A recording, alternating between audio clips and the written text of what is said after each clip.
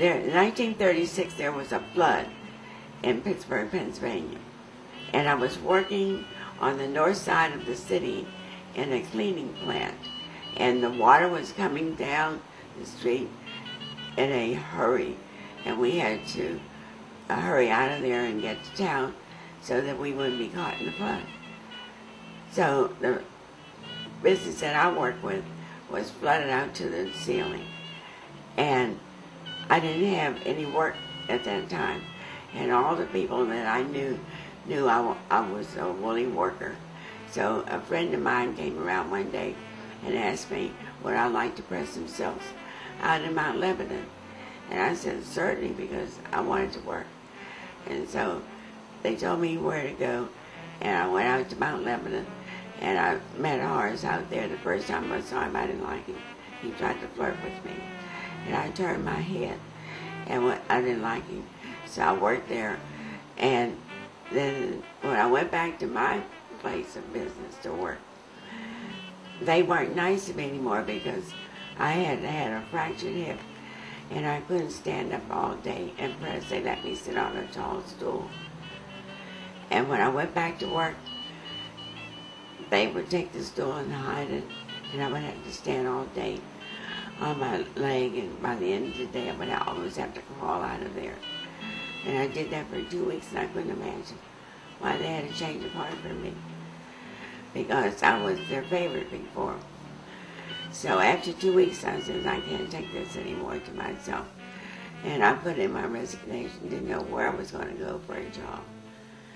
So when I got home that day, my mother says, she calls me baby sometimes, she said, baby, the man that you worked for in Mount Lebanon called and said, would you like to go back and work for him?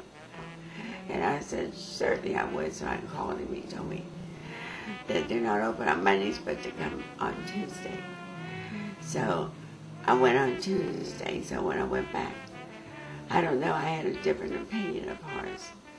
And I started talking with him and let him talk with me. And that's how we got started.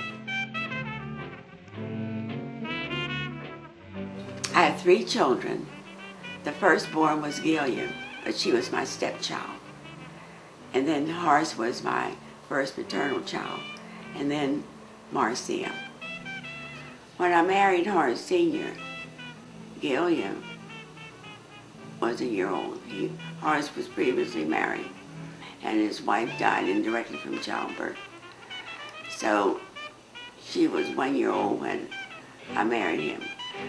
Gailya was a quiet child. She was a year old when I got her, and I raised her up until she was 18, and she left home and went to stay with her grandparents.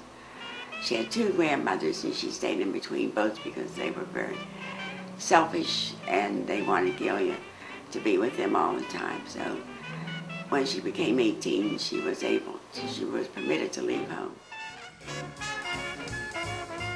Horace was mischievous.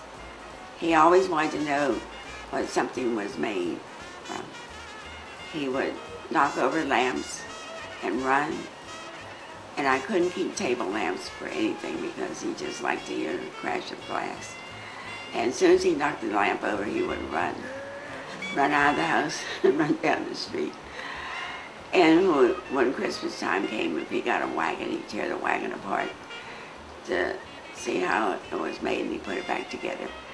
And he would do the same thing for his bicycle. So whatever he found that it was of interest for him to find how it was constructed and put together, he looked into that.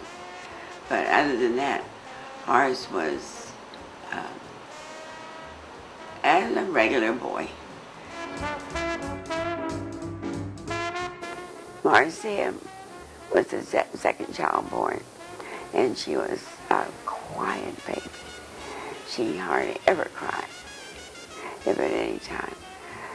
And I would have to go over to the crib and bend over to see if she was still breathing, because she was such a quiet, good baby.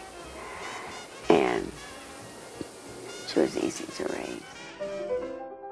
I like the idea of being a mother because I just did. I liked it. I was not a stay-at-home mother. Sometimes I was, and sometimes I was not. But continuously, I was not a stay-at-home mother. We didn't have much income at the time, so I was always one to want to help. I never farmed my children out to any person's home or anything like that to take care of them when I was working. One of my sisters would come to the home and take care of the children while I was at work. So it was a family member. I know I raised my children a little different from which my mother raised me. I taught them to be neat. I taught them to be expressive, because when I come along, you couldn't say a word. If you attempted to open your mouth, all a mother had to do was look at you. And you knew to keep your mouth shut. I did not do that with my children. I gave them an opportunity to express themselves, because I thought having a flow conversation between each other, you understand each other better. So I did that. I didn't yell all the time at them. My mother says you'll never raise those children because you don't yell at them. Your voice isn't loud enough. So I told my mother, I said, oh no, they'll know who the boss is.